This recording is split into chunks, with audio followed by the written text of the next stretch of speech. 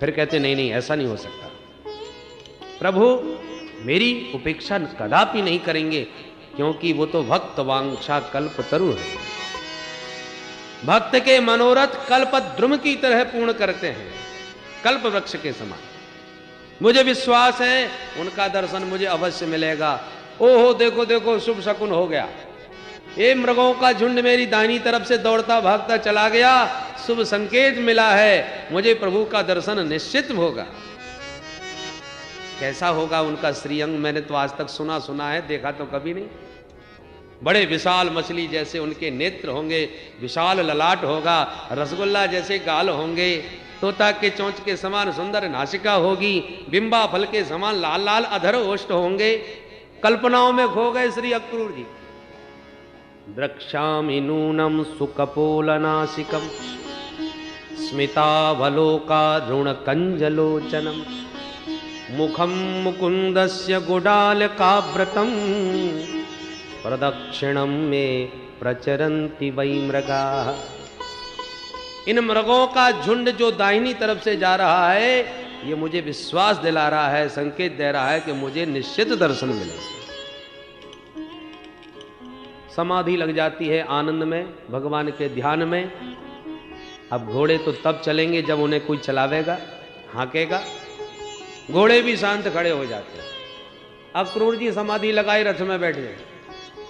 कई घंटे बीत जाते हैं, जब होश आता है तब फिर घोड़े हाँकते हैं, और घोड़े जहां 4 कदम और चले कि फिर समाधि लग गए।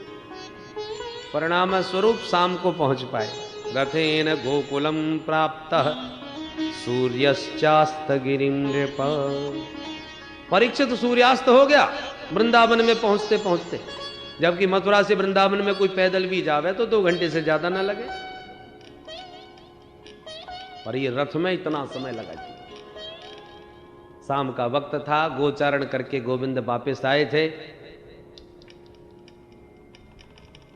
गायों के पीछे पीछे चलते हैं, इसलिए भगवान के सुंदर सुंदर चरण चिन्ह पृथ्वी पर अंकित होते चले जाते हैं। मानो ब्रज भूमि से इतना अनुराग है कि गायों के खुर से जो धरती खुद जाती है, उसकी पीड़ा को दूर करने के लिए भगवान अपने सुकोमल चरणों की मल्लम पट्टी करते हुए जाते हैं। अपने सुखद चरणों के स्पर्श से पुलकित कर देते हैं, उसकी पीड़ा को दूर कर देते हैं। रथ में चलते अक्रूर जी ने जो भगवान के वज्र अंकुश ध्वजा आदि से चिन्हित उन चरण कमलों को देखा, पहचान गए, रथ से कूद पड़े, ब्रजरज को नीचे से ऊपर तक अपने अंग में लोट लगाने लगे। ओहो ये मेरे प्यारे के चरण चिन्ह हैं, पहचान लिया मैंने। पर अपने प्रिय की हर वस्तु प्रिय लगती है। आज उनके चरण चिन्हों में ही इतने प्रेम में डूब गए देखकर कि उस रज को ही उठा के पूरे शरीर में लपेट लिए। दौड़ के आगे बढ़े तो क्या देखा कि दोनों भैया गैया दोहने की तैयारी कर रहे हैं। शाम का वक्त है, गोदोहन वेला है। दोनों के हाथ में दोहनी है और गलवैयां डाले हैं दोनों भैया। कन्हैया के श्याम वर्ण पर पीतांबर लहरा रहा है और दाऊ जी के गौर वर्ण पर नीलांबर लहरा रहा है। ददर्श कृष्णम रामं च ब्रजे गोदोहनम गतौ पीत नीलांबरधरौ शरदम पुरुहे क्षणौ। ऐसा लग रहा है जैसे शरद पूर्णिमा में 2 चंद्रमा एक साथ प्रकट हो गए हो। दौड़ पड़े श्री अक्रूर जी महाराज और प्रभु के पाद पद्मों में जाकर के लिपट गए। ऐसा प्रेम उमड़ा कि भगवान छुड़ाने पर भी छोड़ा नहीं पा रहे, बार बार उठाते हैं पर उठते नहीं। प्रेमाश्रुओं से भगवान के पाद पद्मों का प्रक्षालन नहीं कर दिया। बरबस प्रभु ने जैसे तैसे उठा के हृदय से लगाए। दाऊ भैया भी गदगद हो गए चाचा जी के प्रेम को देखकर। दोनों भैया हाथ पकड़ के प्रमुदित होकर के चले चलो चलो चाचा जी आ गए, चाचा जी आ गए। बड़े प्रेम के साथ हाथ पकड़ के भीतर ले आए। नंद बाबा ने दौड़ करके अक्रूर जी से भेंट करी। भगवान ने दिव्य आसन पर उनको बैठा करके प्रक्षाल्य विधिवत पादौ, पाद प्रक्षालन किया। निवेद्य गाम चातिथय, गो माता का दर्शन करवाया। प्राचीन भारत की ये परंपरा थी, घर में कोई भी अतिथि आवे तो सबसे पहले गो माता का दर्शन कराया जाता था। उसके कई उद्देश्य थे, क्योंकि गो माता के समान पवित्र और कोई है नहीं, इसलिए पहले पवित्रतम गो माता का दर्शन कराना आवश्यक है। दूसरा कारण एक और भी था, कोई अतिथि संकोच में न पड़ा रहे कि हमें चाय की जरूरत है, कि दूध की जरूरत है, कि दही की जरूरत है, कि छाछ हमको अनुकूल है, तो वो मांगने में संकोचाएगा कि न जाने इनके घर में होगा कि नहीं। इसलिए गौ माता का दर्शन करा दिया जाता था कि गौ माता है, इनकी कृपा से दूध दही की कमी नहीं है, आपको जो भी चाहिए निसंकोच मांग लीजिएगा, जब चाहिए तब मांगो, चकाचक दूध दही है। इसलिए गौ माता का दर्शन पहले ही कराया जाता था, अतिथि संकोच में न रहे। तो वो सब अतिथि पूजन की पद्धति का भगवान ने पूर्ण निर्वाह किया। सुंदर सुंदर भोजन कराने के बाद अन्नम बहुगुणम मेध्यम, विविध प्रकार का भोजन कराया। जब रात्रि विश्राम करने लगे तो प्रभु चरण सेवा करने लगे, चाचा जी के चरण दबाने लगे। अक्रूर जी के तो आनंद का पारावार नहीं रहा, कल्पनातीत। भक्त जितना सोच नहीं पाता जितना प्रभु उसे आदर देते हैं, स्नेह देते हैं। एकांत पा करके भगवान ने पूछा, चाचा जी अब बताइए, मथुरा में सब कुशल से तो हैं? अक्रूर जी कुछ बोलते ही नहीं। भगवान बोले, हमने प्रश्न ही अनुचित कर दिया। किम नूनः कुशलम प्रक्षे एधमाने कुलामये। चाचा जी, यदुवंशियों से कुशलता का प्रश्न पूछना ही गलत है, क्योंकि यदुवंश के शरीर में जो कंस रूपी कैंसर पैदा हो गया है, उसके रहते कौन कुशल हो सकता है? ओहो, ठीक कहा गोविंद, इस बीमारी का इलाज करवाने के लिए ही मैं आपके पास आया हूं, और वह रोग आपके हाथों से ही ठीक हो सकता है। कंस का सारा षड्यंत्र समझा दिया चुपचाप। भगवान हंस करके बोले, चाचा जी जब मामा जी ने हमको याद किया है और बुलवाया है, तब तो हम मामा जी से मिलने जरूर जाएंगे, परंतु ये षड्यंत्र और किसी को मत सुना देना, असंभव हो जाएगा यहां से निकलना। आप तो केवल मेला घूमने की ही बात करना।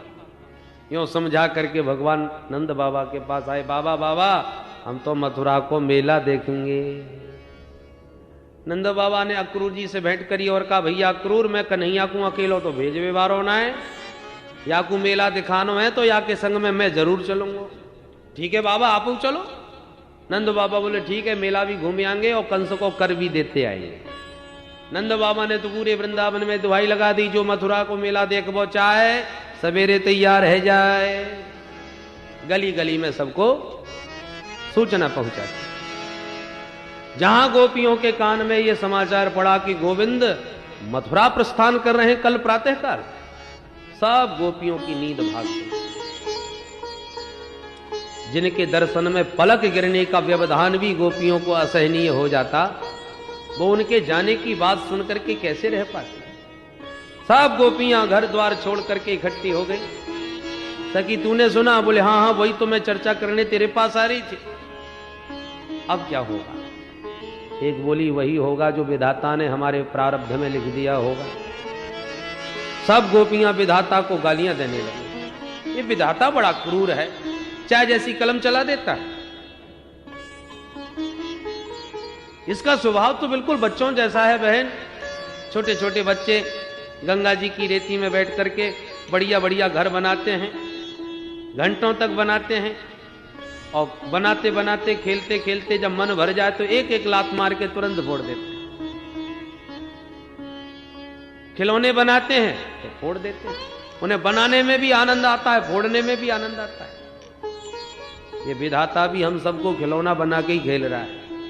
अपनी मर्जी से खेलता है, जब चाहा तब खेला और जब चाहा तब फोड़ दिया। थोड़ी भी दया होती तो ऐसा क्रूर विधान बनाता क्या? अहो विधातस्तव न क्वचिद दया संयोज्य मैत्र्या प्रणयेन देहिनः ताश्चाकृतार्थान् व्यूनं च पार्थकम् विक्रीडितं तेर्भकचेष्टितं यथा। दूसरी बोली, बहन अब विधाता तो हमने देखा नहीं, उसको कोसने से कोई लाभ नहीं, तो किसे कोसें? एक बोली, मेरे लिए तो यमराज बनके ये अक्रूर आया है, न ये आता न कहीं गोविंद के जाने का प्रश्न था। एक बोली, ये भी ठीक कहा बहन, इसका नाम अक्रूर नहीं क्रूर होना चाहिए।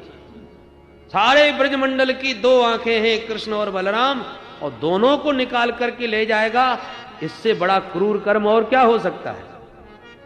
क्रूरस्त्वमक्रूर समाख्ययास्मनस् चक्षुर्हि दत्तम हरसेवताज्ञवत्। एक बोली, बहन मैं अपने रहते तो जाने नहीं दूंगी। क्या करेगी? बोले, रथ पकड़ लूंगी, रथ के सामने लेट जाऊंगी, जैसे बनेगा वैसे श्री कृष्ण को जाने से रोकूंगी। एक बोली, बहन ऐसा कुछ करने से हमारी बहुत बदनामी हो जाएगी, दुनिया वाले देखने वाले सब क्या कहेंगे, ये देखो कैसी पागल है, लोक लाज का क्या होगा? गोपी बोली, बहन जब अपने प्राण प्यारे ही जा रहे हैं तो लोक लाज भी चली जाए, उसको संभाल के क्या करें? निवारयामः समुपेत्य माधवम किम नो करिष्यन् कुल वृद्ध बांधवा। कुल के वृद्ध बांधव लोग जो हमको नाम देना चाहें, जो भी कलंक देना चाहें, जो भी आक्षेप लगाना चाहें, लगाते रहें, पर मैं अपने रहते नहीं जाने दूंगा। और यूं चर्चा करते करते सारी रात गोपियों को नींद नहीं आई। विसृज्य लज्जां रुरुदुस्म सुस्वरम गोविंद दामोदर माधवेति। प्रभु के विविध नामों का गान करती गोपांगनाएं रात भर जागती रही। प्रातःकाल हुआ, नंद बाबा तो अपने बैलगाड़ियों में अपने वृद्ध ग्वाल वालों के साथ मथुरा को प्रस्थान कर गए। पर जैसे ही गोविंद दाऊ जी के साथ तैयार होकर के बैठे रथ में अक्रूर जी के, कि गोपियों का धैर्य का बांध छूट गया, दौड़ पड़ी सब गोपियां, घेर लिया रथ। गोपियों की इस विकलता को देखकर अक्रूर जी घबरा गए। रथ में बैठे भगवान को इशारा किया, सरकार मुझे क्या आज्ञा है? ऐसी स्थिति में तो रथ को हाँकना असंभव है। भगवान तुरंत खड़े हो गए और गोपियों को समझाने लगे। सांत्वयामास सप्रेमैः आयास्य इति दौत्तिकैः। प्रभु विविध भांति समझाए, देवियों दिन रात की तरह संयोग वियोग आते जाते रहते हैं, मात्र 2 दिन की बात है। आज मैं जाऊंगा, कल अपना मथुरा का मेला घूम लूंगा, परसों अपने घर वापस। तो 2 दिन की बात है, उसमें तुम इतनी अधीर हो रही हो। किसी प्रकार से तुम्हें अपने धैर्य की रक्षा करते हुए मुझे विदा करना चाहिए। परसों मैं आ जाऊंगा। गोपियों के कान में ये शब्द पड़ा, परसों आ जाऊंगा, तो गोपियों की एक आशा जगी। आपस में बोली, बहन तत् सुख सुखित्वम, हमारे प्यारे मथुरा में जाएं, घूमें, इनको कितना सुख मिलेगा, और इनके दर्शन से मथुरा वासियों को कितना सुख मिलेगा। अतः हमें उस सुख में विक्षेप नहीं कर डालना चाहिए। ठीक है, 2 दिन की बात है, जैसे तैसे अपना समय बिता लेंगी। और यों कह के गोपियों ने मार्ग तुरंत छोड़ दिया। अक्रूर जी ने वायु वेग से रथ एकदम दौड़ा दिया। इतने वेग से रथ दौड़ा एकदम के भयंकर धूल उड़ पड़ी। तो जब तक रथ की ध्वजा दिखती रही तब तक देखती रही। धीरे धीरे उस धूल में ध्वजा लुप्त हो गई। तो जब तक वो धूल आकाश में छूती रही, उड़ती रही, तब तक उसी रथ को निहारती रही। यावत आलक्ष्यते केतुर यावत रेणु रथस्य च। निर्निमेष नयनों से निरंतर निहारती रही उसी मार्ग को समस्त ब्रजभामाएं। मानो माधव के रथ के साथ ब्रज गोपियों का मन भी मथुरा चला गया। पर अक्रूर जी मन ही मन विचार करने लगे, धन्य है ये ब्रज गोपियां, कितना अद्भुत प्रेम था। और ऐसे गोपियों के प्रेमास्पद प्रभु को मैं उस क्रूर कंस के पास ले जा रहा हूं। कंस तो बड़ा ही निर्दयी है, बड़ा ही दुष्ट है, कदाचित कुछ भी इनका अहित हो गया तो मैं इन गोपियों को क्या जवाब दूंगा। ये गोपियां मुझे तो कभी क्षमा नहीं करने वाली। सोच सोच के विचार करते हुए जा रहे थे कि निर्मल यमुना का जल दिखाई पड़ा तो रथ रोक लिया। प्रभु आज्ञा दें तो एक डुबकी लगा लूं। भगवान बोले अवश्य अवश्य। दोनों भैयाओं को रथ में बैठा छोड़ अक्रूर जी उतरे और जैसी यमुना जी में डुबकी मारी तो यमुना जल के भीतर दोनों भैया बैठे नजर आए। उछल पड़े, अरे इन्होंने भी छलांग मार दी क्या मेरे साथ। उछल के जब देखा तो दोनों भैया रथ में भी। अब तो बड़े चक्कर में पड़ गई, ये दो दो कृष्ण बलराम कैसे हो गए भाई। पुनः डुबकी मारी तो भगवान दिव्य चतुर्भुज रूप में प्रकट हो गए। प्रहलाद आदि भक्त चारों तरफ से प्रकट हो गए। तमाम देवी देवता प्रकट होकर स्तवन कर रहे हैं प्रभु का। ये दृश्य देखते ही अक्रूर जी समझ गए, ओ हो जिनको मैं नन्ना सा नंदलाल समझ रहा था, अब समझ गया ये कौन है। न तो उसमें हम खेल हे तो हे तुम नारायणम पुरुषमाद्यम व्ययम यन्ना विजाता दरविंद कोशात् ब्रह्मा विरासी यत एष लोकः ब्रह्मा विरासी यत एष लोकः। हे प्रभु मैं पहचान गया, आप समस्त जगत के कारणों के भी कारण हैं। साक्षात नारायण हैं, आदि पुरुष हैं। आपके नाभि कमल से ब्रह्मा जी प्रकट भये जिन्होंने समस्त संसार की संरचना करी। ऐसे हे प्रभु आपको मेरा प्रणाम है और भगवान के समस्त अवतारों की चर्चा अपनी स्तुति में करी। आप ही त्रिविक्रम बन के बलि को छलने पधारे, आप ही बराह बन के पृथ्वी का उद्धार किए, आपने ही परशुराम बन के क्षत्रियों का दर्प दूर किया, आप ही श्री रामभद्र बन के रावण का अंत करने पधारे। नमस्ते रघुवर्याय रावणांत कराय च। और आज आप ही चतुर्व्यूह में श्री कृष्ण बलराम प्रद्युम्न अनिरुद्ध रूप में चतुर्व्यूह आपका प्रकट हो रहा है। बड़ी सुंदर स्तुति करी, लौट के आए और भगवान को आंखें फाड़ फाड़ के देख रहे हैं रथ में बैठे प्रभु को। ये वो ही है जो चार हाथ वाले अभी जमुना जी में दिख रहे थे। भगवान मुस्कुरा के बोले चाचा जी ऐसे क्यों देख रहे हो, किमते दृष्ट में हाथ भूतम, कोई अद्भुत दृश्य देख लिया क्या, ये आंखें कैसी फटी फटी सी हैं। अक्रूर जी चरणों में गिर पड़े, प्रभु अब ज्यादा लीला न करना, नहीं पागल हो जाऊंगा। आप ही दिखाते हो और आप ही भोले बन के पूछ रहे हो कि ऐसा क्या देख लिया। पर आप कुछ भी हो, आपको मेरे घर चलना पड़ेगा सबसे पहले। भगवान मुस्कुरा के बोले चाचा जी आपका घर तो मेरा ही घर है, अवश्य आऊंगा, पर पहले मामा जी से तो मिल लूं। अच्छा मामा जी से मिलके सही, पर आना जरूर। हाँ हाँ चाचा जी जरूर आऊंगा, प्रभु ने आने का वचन दिया। बातों बातों में रथ अब पहुंच गया। एक प्रहर बाकी है दिन और पहुंच गया रथ मथुरा। नंद बाबा ने कहा, रे कन्हैया बेटा बड़ी देर लगाई दी तेने आवे में, हम अपनी बैलगाड़ी अंती आ गए कब से। भगवान बोले बाबा हमने तो नेको देर ना करी, पर चाचा जी ने जमुना जी में नहावे में घंटन लगाए दे। ओहो तब कोई बात ना है लाला, आराम कर, कल मेला घूमने चलेंगे मथुरा।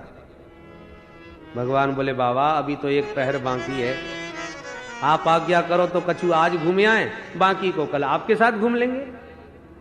नंद बाबा बोले खबरदार, ये अपनो वृंदावन ना है जो मुंह उठाए चल दिए, ये कंस की नगरी है, कब जा तेरो का भरोसा कब कौन से लड़ भिड़ जाए, मैं ना भेजवे बारो। दाऊ जी बोले बाबा आप मोई आज्ञा दो, मैं बड़ो समझदार हूं, काऊ से झगड़ा ना होएगो, मैं लाला को घुमा के तुरंत ही रात होवे से पहले आ जाऊंगा। नंद बाबा समझ गए छोरन के खूब मन में है, तो ठीक है मेला ठेला में तो छोरा छापरी घूमो करे। चल ठीक है बलराम, मैं तो पे तो भरोसा कर लूं, पर जा पे वो नेको विश्वास ना है। और देख रात ज्यादा मत करियो और काऊ से झगड़ा ना होए, जल्दी आ जाइयो। ठीक है बाबा, चल कन्हैया। हाथ पकड़ के दाऊदी चल दिए। श्री दामादिक ग्वाला भी आए हैं। कन्हैया हम चले? हाँ हाँ सब चलो। ग्वाल मंडली के साथ गोविंद मथुरा में प्रविष्ट भय। और मिथिलापुरी और मथुरापुरी की लीलाएं बहुत कुछ मिलती जुलती है। मिथिलापुरी में राम जी बड़े भाई थे, इसलिए लखनलाल जी को घुमाने लगे, गुरुदेव से आज्ञा मांगी। अब भगवान कृष्ण छोटे हैं, दाऊ भैया बड़े हैं, तो बाबा से आज्ञा लेके जा रहे हैं। जैसे ही मथुरा में प्रवेश किया कि पूरी मथुरापुरी में तहलका मच गया, हल्ला मच गया। ए भैया पूतना को मारवे बारो छोरा आ गयो। कोई कहे ए भैया वो साथ को उसको गोवर्धन उठावे बारो लाला आ गयो। जो जब जहां सुनता है वहीं से भागता है। धाये धाम काम सब त्यागे, धाये धाम काम सब त्यागे, धाये धाम काम सब त्यागे, धाये धाम काम सब त्यागे। मनहु रंक निधि लूटन लागे, मनहु रंक निधि लूटन लागे।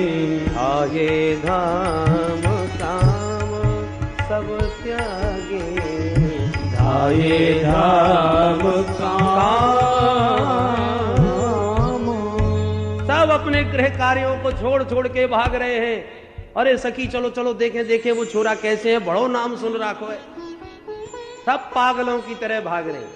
अरे जो देवियां इतनी लाज मर्यादा में रहती थी कि घर की देहरी से बाहर नहीं निकलती थी, आज वो मुंह खोले भाग रही है। ए सखी वो निकल गयो का? दूसरी कहती है बाबरी घर में घुसी अब तक क्या कर रही? अब हाल ही निकल के गए, जल्दी दौड़। पागलन की तरह भाग रही। और जो बेचारी कैसे उन्हें निकल पा रही, वो झरोके से झांक रही है ऊपर से अट्टालिकाओं में। और भीड़ में जाते हुए गली से निकलते हैं जब गोविंद, तो एक झलक पाते ऊपर से चिल्ला पड़ती है सखी देख वो गयो कारो कारो मुरली बारो। अरे सखी देखवे में तो नेक सो मालूम चले, पर कितनो सुंदर कितनो प्यारो। मेरी तो समझ में ना आवे या नेक से छोरा ने साथ को उसको गोवर्धन कैसे उठा लियो होएगो। ये नेक से 1.5 हड्डी के छोरा ने इतने इतने बड़े राक्षस कैसे मारे होंगे। इतनी जोर जोर से वार्ता करने लगती हैं ऊपर से ही कि कृष्ण कन्हैया तिरछी निगाह से उधर ही देखने लगते हैं कि कौन चर्चा कर रहा है हमारे बारे में। और जिस पर तिरछी चितवन चला दे बस वही पागल है जाए, फिर वो अपने बस में ना रहे। ऊपर से चिल्ला पड़ती है सखी देख देख मेरी तरफ कैसे देख रहे। दूसरी कहती है बाबरी और तूने ना देखो मेरी तरफ देख देख के तो कैसे मंद मंद मुस्कुराए रहे हैं। बोलो जय श्री कृष्ण। मिथिलापुरी के राम जी में और मथुरापुरी जी के श्याम जी में यही अंतर है। मिथिला के राम जी तो बड़े लजीले शर्मीले सकुचीले, परंतु मथुरा के श्याम जी तो बड़े छैल छबीले। इन्हें काऊ से नेको संकोच न लगे। हठात सबके चित्त को बलात् अपनी ओर खींचने वाले हैं, इसलिए नाम ही इनका कृष्ण है। कर्षयति इति कृष्ण। किसी को नयन मटका के, किसी को भ्रकुटी हिला करके, किसी को मंद मुस्कुरा के, सब मथुरा वासियों के चित्त को चुराते चले जा रहे हैं। अपनी आंखों के मंद चांचल्य से, चंचल चांचल्य से सबके चित्त को चुराते चले जा रहे हैं। एक भक्त ने बड़ा सुंदर वर्णन किया भगवान के नेत्रों का। आइए आप भी उस छटा का आनंद लें। जादू भरी तेरी आंखें जिधर गई, जादू भरी तेरी आंखें जिधर गई, जादू भरी तेरी आंखें जिधर गई, जादू भरी तेरी आंखें जिधर गई। नैनों की कटारी बारी बारी छुई छुई छतिया से उतर गई, नैनों की कटारी बारी बारी छुई छुई मोतियां से उतर गई, जादू भरी तेरी आंखें जिधर गई, जादू भरी तेरी आंखें जिधर गई। प्रेम की लरी हरी दृग दोनों, प्रेम की लरी हरी दृग दोनों, प्रेम की लरी हरी दृग दोनों, प्रेम की लरी हरी दृग दोनों। बरस परी मोती से बिखर गई, बरस परी मोती सी बिखर गई, जादू भरी तेरी आंखें जिधर गई, जादू भरी तेरी आंखें जिधर गई, जादू भरी तेरी आंखें जिधर। एक बार जो इनकी छटा को देख ले तो वो पलक गिराना भूल जाता है, और फिर भी कहीं पलक गिर जाए तो लगता है जैसे प्राण निकल गए। अब पल पलक टरत नहीं टारे, अब पल पलक टरत नहीं टारे, अब पल पलक टरत नहीं टारे, अब पल पलक टरत नहीं टारे।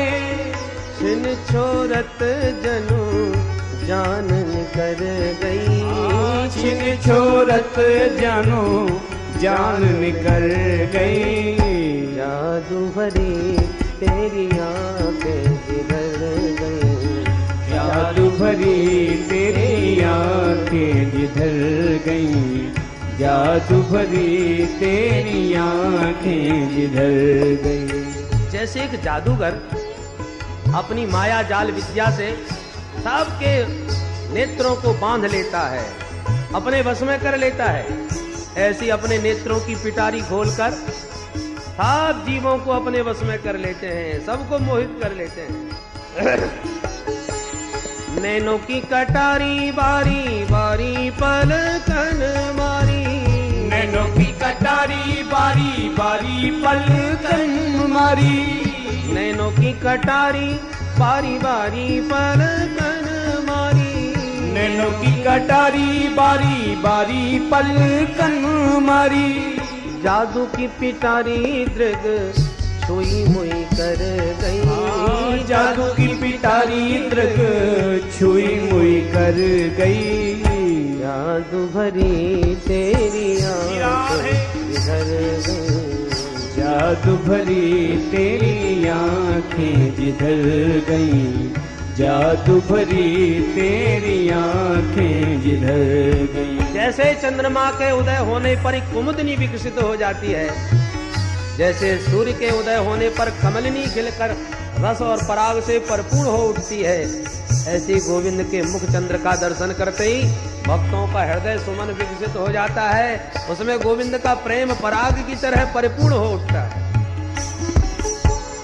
मुकुलित ललित कली हिया विकसित, मुकुलित ललित कली हिया विकसित, मुकुलित ललित कली हिया विकसित, मुकुलित ललित कली हिया विकसित, प्रेम पराग सरस रस भर गई, प्रेम पराग सरस रस भर गई, जादू भरी तेरी आंखें जिधर गई, जादू भरी तेरी आंखें जिधर गई, जादू भरी तेरी आंखें जिधर गई। निरख छटा घन घोर घटा भावना की उमड़ गई, निरख छटा घन घोर घटा भावना की उमड़ गई, जादू भरी तेरी आंखें जिधर गई, जादू भरी तेरी आंखें जिधर गई। बोल बंसी वारे की जय। नटनागर भगवान की जय। इस प्रकार मथुरा की वीथियों में सबके चित्त को चुराते चले जा रहे हैं चित्त चोर। चारों तरफ से सुमन वृष्टियां सुंदरियों के द्वारा हो रही है। ऐसा लग रहा है जैसे अपने सुंदर मन को ही सुमन के माध्यम से समर्पित कर रही हों सब समस्त सुंदरियां। ब्रजवासी देख देख के बोले, कन्हैया भैया बड़ी जय जयकार है रही है तेरी, कछु रिश्तेदारी मालूम चलेगा? भगवान हंस करके बोले, तुम्हें पता ना है यहाँ के महाराज कंस है ना, खास मामा जी लगे मेरे। तो मामा को भांजो पहली बार आयो घर में तो स्वागत ना करेंगे? ब्रजवासी बोले, ओहो ये बात है, वही हम सोच रहे, बड़ी जय जयकार।